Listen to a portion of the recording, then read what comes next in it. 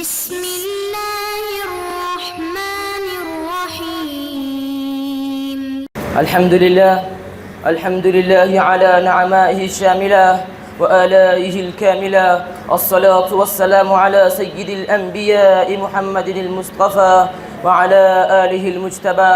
أما بعد، إن من حسن حظي أن كنت بين أيدي ساداتكم لأخطب خطبة وجيزة حول الموضوع الأم هي مدرسة الأولى.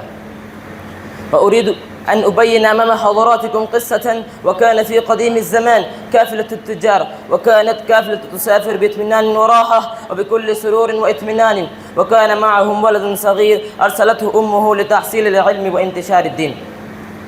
وبعد عدة ساعات هجموا عليهم قاطعوا الطريق وقبضوا على جميع أموالهم، ما تركوا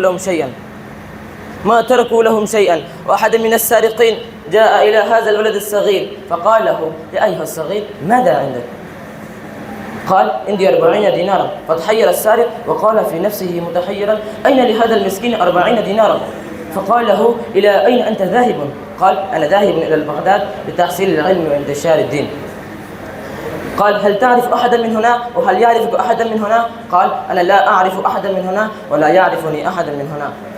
فأخذه وذهب به إلى سارق الكبير، فسأله سارق الكبير: أحقا ما قلت يا ولد؟ هل عندك 40 دينارا؟ قال: نعم، عندي 40 دينارا. فتحير السارق الكبير وقال في نفسه متحيرا مبلوغا، فقال في نفسه: لماذا ما أخفى هذا الولد؟ ولماذا ما كذب هذا الولد؟ فسأله: لماذا ما كذبت؟ ولماذا ما أخفيت؟ قال: عندما كنت أخرج من البيت فنصحتني أمي فقالت لي: يا بني، لا تكذب في كياتك لو كنت تموت. فهذا هو الموضوع، الأم هي مدرسة الأولى. فأيقظ الصغير سارق الكبير من نوم غفلته، وتاب سارق الكبير وأتى ملاكهم، فينقطع الارتباط بين عندما يموت الابن أم يموت الأم.